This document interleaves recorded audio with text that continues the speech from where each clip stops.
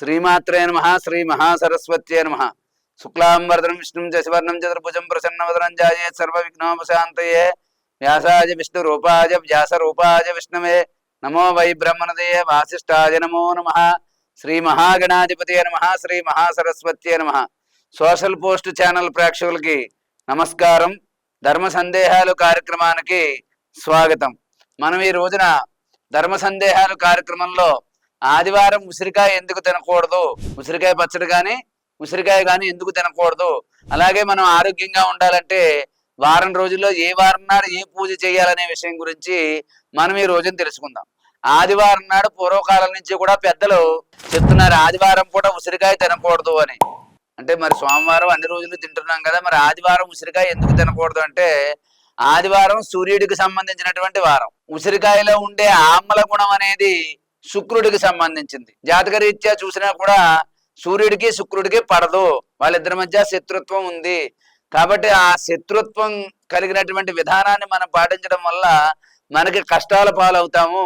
ఆ గ్రహాల యొక్క అనుగ్రహం సంగతి తర్వాత ఆగ్రహానికి గురవుతామని చెప్పి ఆ యొక్క ఉసిరికాయలో ఉండే ఆమ్ల గుణానికి కారకుడైనటువంటి శుక్రుడికి ఆ రోజు ఆదివారం అంటే రవివారం కాబట్టి వాళ్ళిద్దరికి శత్రుత్వం ఉంది కాబట్టి ఆదివారం నాడు ఉసిరికాయ తినకూడదు అన్నారు.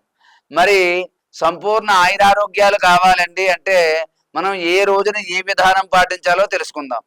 అలాగే మనకి సంపూర్ణమైనటువంటి ఆదివారం అనేది సూర్యుడికి సంబంధించినటువంటిది.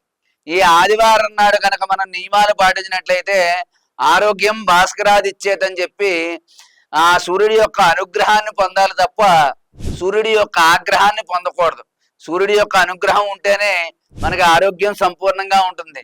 కాబట్టి మనం ఏం చేస్తున్నాం అంటే వారం రోజులు కష్టపడ్డదానికి ఫలితంగా ఆదివారం నాడు ఆలస్యంగా లేస్తున్నాం, ఆదివారం నాడు ఆలస్యంగా స్నానం చేస్తున్నాం, ఆదివారం నాడు ఆలస్యంగానే చేస్తున్నాం అన్ని పనులు. కాబట్టి మనం ఎప్పుడు కూడా జీవితంలో కూడా ప్రతి దాంట్లోనూ ఆలస్యంగానే ఉంటున్నాం.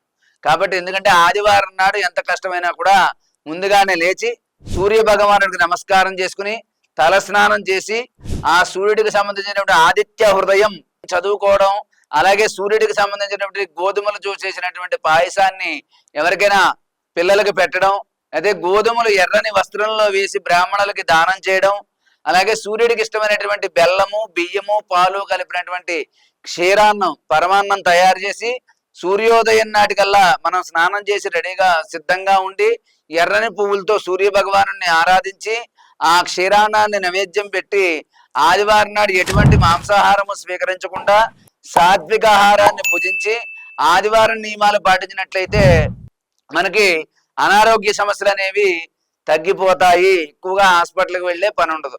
అలా అని చెప్పి హాస్పిటల్కి వెళ్ళవండి రోగాలు రావండి అంటే వచ్చే వ్యాధి నయమవుతుంది.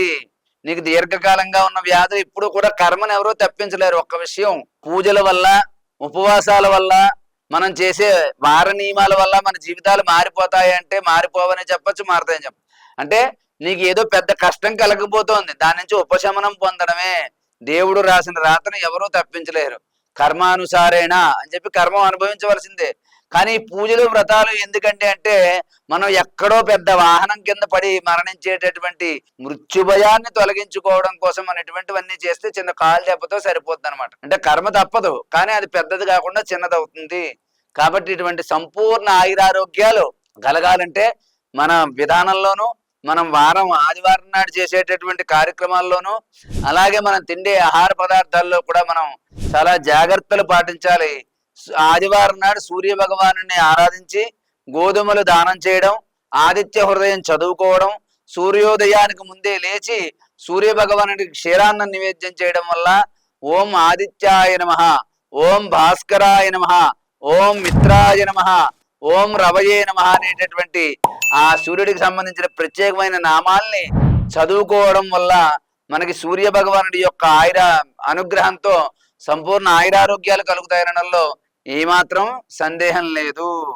కాబట్టి ఈ యొక్క ఆదిత్య హృదయాన్ని రామరావణ యుద్ధ సమయంలో ఆ శ్రీరాముడు పఠించాడని కూడా మనకి పెద్దలు చెప్తూ ఉన్నారు. కాబట్టి ఇంత గొప్పదైనటువంటి ఆదిత్య హృదయాన్ని ఆదివారం నాడు చదవండి, ఆయురారోగ్యాలు పొందండి. అలాగే ఆదివారం నాడు ఉసిరి మాత్రం తినకండి.